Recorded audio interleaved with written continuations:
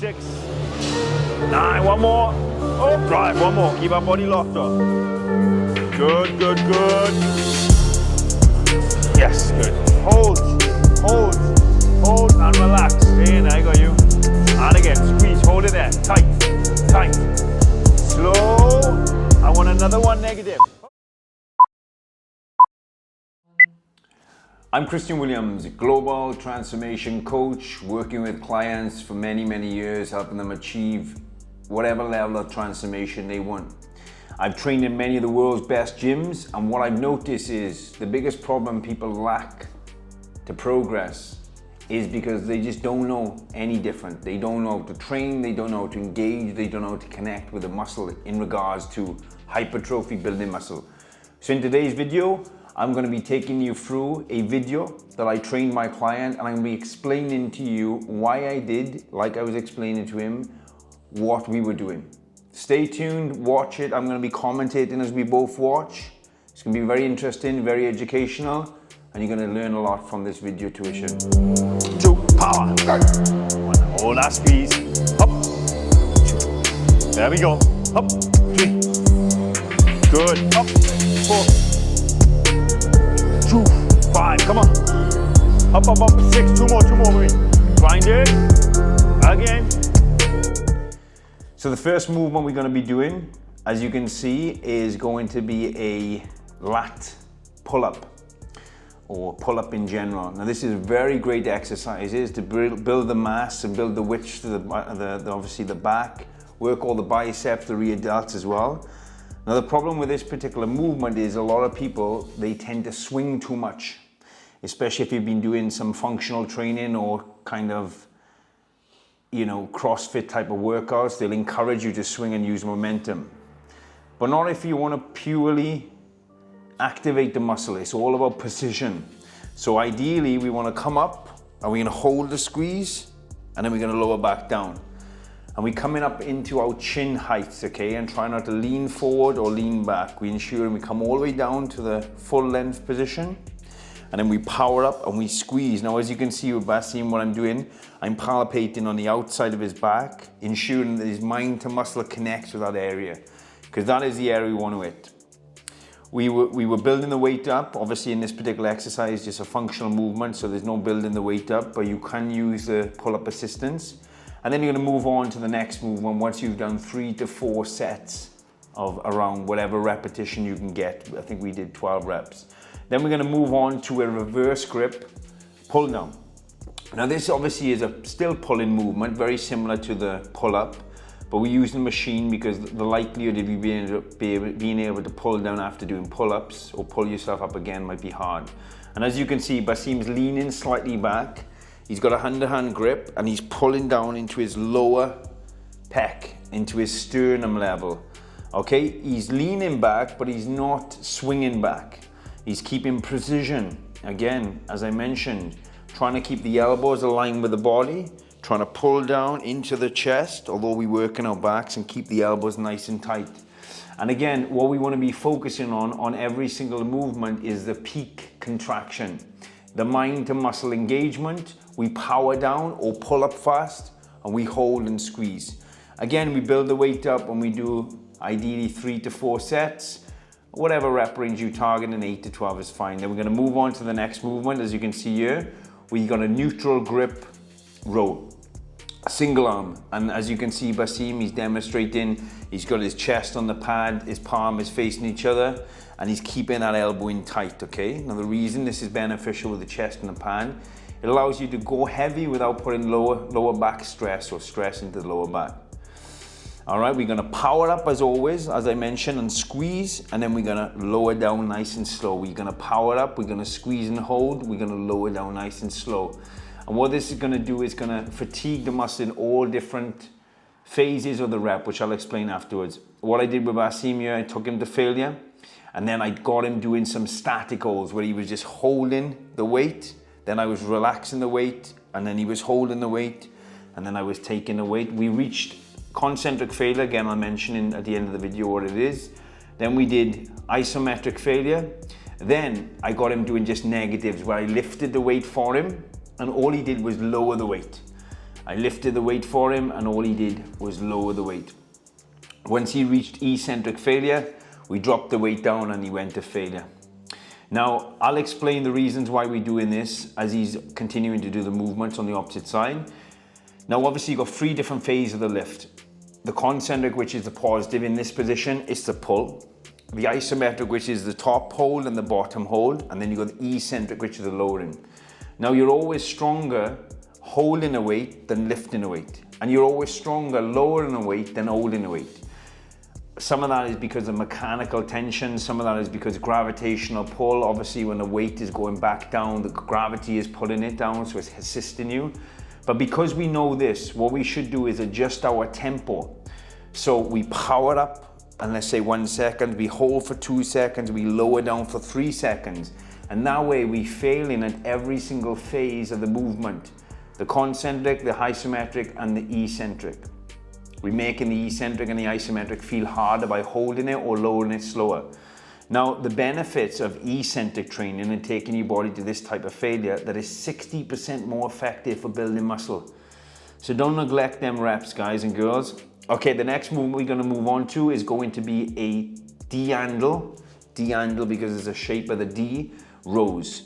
And again, this is gonna work on the thickness of his back.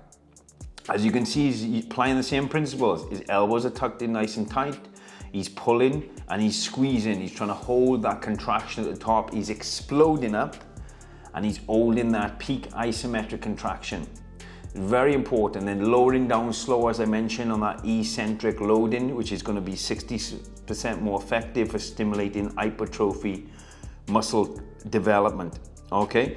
We would have done the same on this is the last exercise. We would have built the weight up, 8 to 12 reps, 1 set, go heavier, and then a final set where we actually push to failure.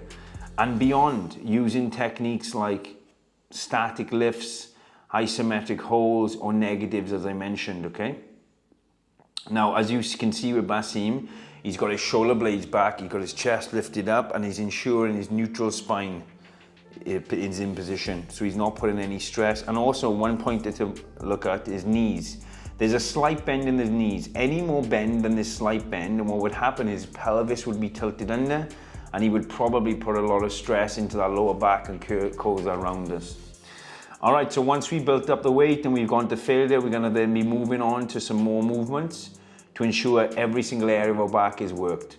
Every single movement we've done so far has been a compound. And now we're going to move on to an isolation. So first of all, what's the difference between a compound and an isolation? A compound is more than one joint coming into play, you know, shoulders, elbows, and so forth. And an isolation is only one joint, so isolating an area.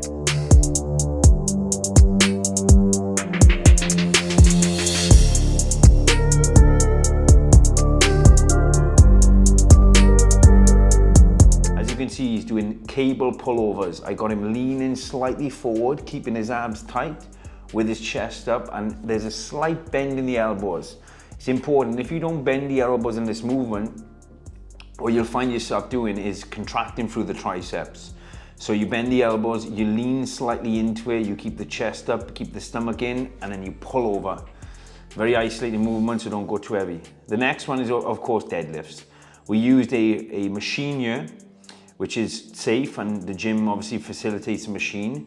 And we're gonna go down all the way to a stop position. A lot of people, they fail in the deadlift because they treat it like a back extension. They go down and up, and then all it takes is for you to be in the wrong position once, and you get a little bit of a back issue, which could lead to an herniated disc. So go down, put the weight down, it's called a deadlift. You put it down, you get your form, your shoulders are back, your knees are slightly bent, your chest is up, you power up, and again, you're lowering down slow on that eccentric until the weight touches the floor, and then you're gonna go again. Deadlifts, you're lifting the weight dead off the floor, okay? Keeping the chest up, and this is one of them exercises that can either make or break you. Done correctly, the same as squats, can be such effective movement for boosting metabolism, for increasing hormone production, for building strength, lung capacity, endurance, but done incorrectly, and it can be critical, literally, where you might have to take months and even years off doing that movement again if you don't do it correctly. So reach out to a personal trainer or coach or somebody in the gym, even myself, and make sure the form is perfect. As always, precision should be number one. And we ended the workout, as you can see, very effective workout. We did 5 movements there. You know, we did the pull-ups, we did reverse grip pull downs, we did neutral grip, and neutral grip meaning palms facing each other, single arm rows. We also did pullovers, and then we did rack pulls. So every part of his back worked, all within an hour. We were in and out of the gym. There was no messing about. Obviously, you know, I had my videographer on board. He was recording the workout, but we wasn't chatting in between. And the main reason for that, because we've done other videos where I'm actually explaining what I just am explaining now whilst we training. The reason being is because this guy is training to him is very important, and I wanted to utilize the time to give him the full attention, to be focused on him, not focus on yourselves watching or anybody else in the gym, just my client at the time. And that's why I'm doing this for you now, and I can go into a bit more detail. So make sure, like I said, number one, precision. You're stressing the muscle, you're engaging the muscle, and you're taking advantage of the 3 different phase of lifts. And I'm going to repeat them. You've got the concentric, which is the movement in a chest press particular movement. It would be the push. Then you got the isometric, which is a contraction at the top. And then you got the eccentric, which is the lowering. And because you're always stronger holding a weight than lifting a weight, and because you're always stronger lowering a weight than holding a weight, you should always adjust your tempo to match your strength curvatures. 1 second up is a good rule, 2 seconds squeeze, and 3 seconds down. 1, 2, 3. But what I want to stress is on the hold at the top, it's not a rest. So there's a difference between me powering up and contracting and me coming up and locking the elbows and holding. That's a rest. All right, and you've probably experienced this before where you've gone into the bench press and you've put weight on it and you lifted it over, you've lowered the weight down, but you couldn't lift it.